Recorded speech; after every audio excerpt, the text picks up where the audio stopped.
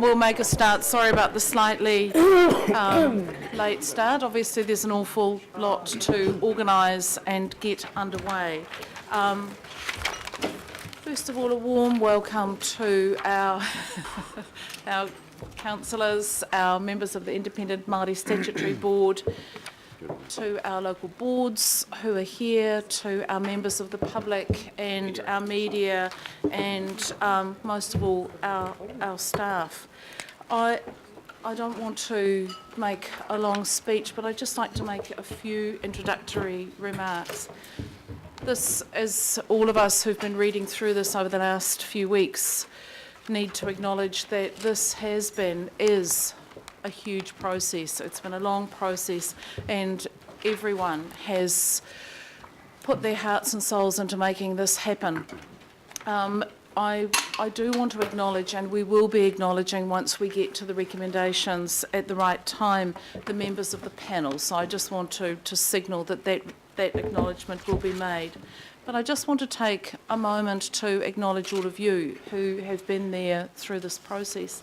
Particularly in the last few weeks, it's been quite challenging. There's been a lot of media, there's been a lot of interest, and we are coming into an election. I think every single member of this committee has discharged their duty with dignity and with integrity, and I want to acknowledge that as chair of this part of the process, I think that has certainly given the community confidence that people are dealing with this seriously.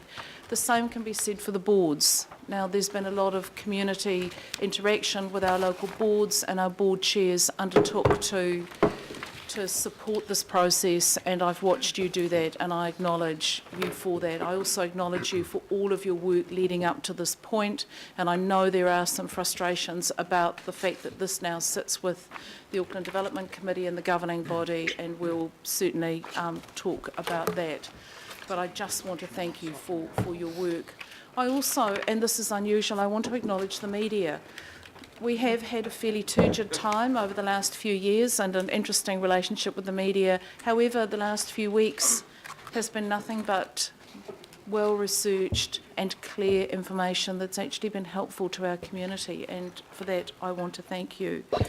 But as I said, above all else, I want to acknowledge our staff, who I think for those of you who have followed the process closely will know that weekends, nights, early mornings, almost 24/7 for the last few weeks have been the way that our staff have operated, and they've done this with a large degree of passion to get the work done, and a large degree of impartiality to not get caught up in the drama of the moment. And again, I want to acknowledge our senior staff, our planners, and everyone who's been involved. So I do hope that this whole process, however it unfolds over the next 5, 6, 7 days, 2, 3 days, however long it takes, that we actually remember absolutely that this is not about us as individuals, and it's not about the points that we can score, and it's not about our own individual issues. It's actually about Auckland, and that does sound a little bit grandiose, but it simply is. This is about the next 30 years of Auckland and the community that we represent. And I challenge us to be tough on ideas but gentle on each other. Let's not make this personal. We don't deserve that, and neither does our community expect that of us. So I trust that we will do this with good heart, and I can see Councillor Quicks nodding. That's great. We'll do this in good heart, and we'll do this with eyes forward. So with that, I move to the apologies. We've got apologies from Councillor Filipaina for absence. We've got Councillor Fletcher and Councillor Wayne Walker for lateness, and Councillor Penrose for early departure. I'm happy to move that. Would someone like to second that? Councillor and I. I'll put that. All those in favour, please say aye. Aye. It's carried. So we move on to declarations of interest. Now this, obviously, there's been a lot of interest in the declarations of interest, and it's a really important part of our agenda, and no more so than with this particular item, so with this particular meeting. So I do actually have notes from our legal team, which I'll read because we do need to make sure that we cover this adequately. So members are reminded of the need to be vigilant and stand aside from decision making when a conflict arises between their role as a member and any private or other external issues you might have. And this is specifically spelt out in Standing Orders 1.3.7 and 1.3.8, and we're all really aware of that. In relation to financial interests, where practicable, members with such a declared interest should leave the meeting. That's the best practice. And non-financial interests, members may leave the table but don't need to leave the meeting. Now, I'm hoping that we can keep this process moving with some sensible pace and a degree of sensibility and legibility for people watching it. So we can't have people popping in and out and leaving and coming back. So I'm actually going to suggest, in the interests of sensible management, that for people with both a financial and non-financial interest, that people leave the table but don't leave the room. And I think that's just a clear demarcation and delineation of what you're actually doing. In relation to today's meeting, I've received declarations of interest in advance of the meeting, and I'm going to table those. I've also suggested that they actually be made available if members of the public are interested, or other people attending are interested. They are transparent and they are there, and I want to acknowledge all members who've taken the time to work this through with the legal team and who've put these together. So I'm actually going to just read those out, but then, as I say, they will be available. People may add to this as they see fit, and people who haven't yet done this may choose to do so. So, Councillor, and also just noting, and it's probably in the notes, that as items come up with the recommendations, the members' interest will be noted as part of those recommendations, just to keep clarity. So, just very briefly, Councillor and I, item 6.14 being zoning, precincts, rural urban boundaries, it relates to the south with a financial interest, and as it relates to the north with a non-financial interest. Councillor Cashmore, item 5.4 being regional and district rules relating to significant ecological areas and vegetation management, subdivision and significant Indigenous biodiversity and transferable rural site subdivisions, financial interest, and item 5.3 being view shafts, non-financial interests. Councillor Clow, item 6.14 being rezoning, precincts, rural urban boundary as it relates to the west, a non-financial interest. Councillor Darby, item 6.14 being rezoning precincts, rural urban boundaries as it relates to Rodney, financial interests, and as it relates to central non-financial interests, and item 5.3 being view shafts, non-financial interests. Councillor Crum, did I skip over? I'll go back to Councillor Cooper, sorry, my bad. Councillor Cooper, item 6.14, see the lawyers are watching and we're being kept very legally sound. Councillor Cooper, item 6.14 being zoning, precincts, rural urban boundary as it relates to the west, non-financial interest. Councillor Darby, I'll just do yours again. Item 6.14 being zoning, precincts, rural urban boundary as it relates to Rodney, financial interest, and as it relates to central non-financial interest, and item 5.3 being view shafts, non-financial interest. Councillor Crum, item 6.14 being zoning, precincts, rural urban boundary as it relates to Rodney, non-financial interest. Councillor Stewart being 6.2, mana whenua, Māori land and treaty and mana whenua sites, and item 5.1 being general rules, and item 6.14 being zoning precincts, rural urban boundary as it relates to the south.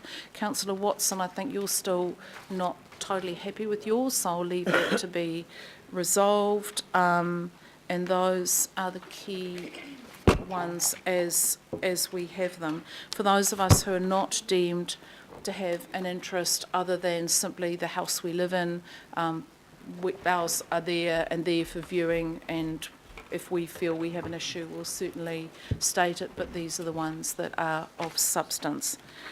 So I'm going to ask, and I'll add thank you, Councillor Fletcher, and warm welcome. Councillor Fletcher's is, as with some of these others, relates to view shafts as part of the Maunga Authority, and the zoning maps as they relate to item 6.14, hearing topic 080 and 081, rezoning precincts, and 016 and 17, rural urban boundary, and also recommendation 6.14.1 as they relate to the central area, with the zoning for that area being represented in the planning maps and included as attachment A, and also attachment B and C, providing the alternative solutions as well. So thank you for that, Councillor Fletcher. That will be tabled. I also want to signal, and before I ask for other interests, an amendment that I will be proposing and the Mayor will be seconding, and that is in relation to this item and will be dealt with when we get to the recommendation stage. So that's the process from here. I'd like to invite anyone else who's got anything to declare. Member Ngāmini. Kia ora koutou.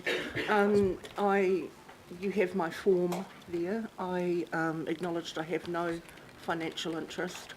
I have a perceived non-financial interest in terms of my role as a treaty negotiator for Ngāti Tamatera and as a trustee of the Ngāti Tamatera Treaty Settlement Trust.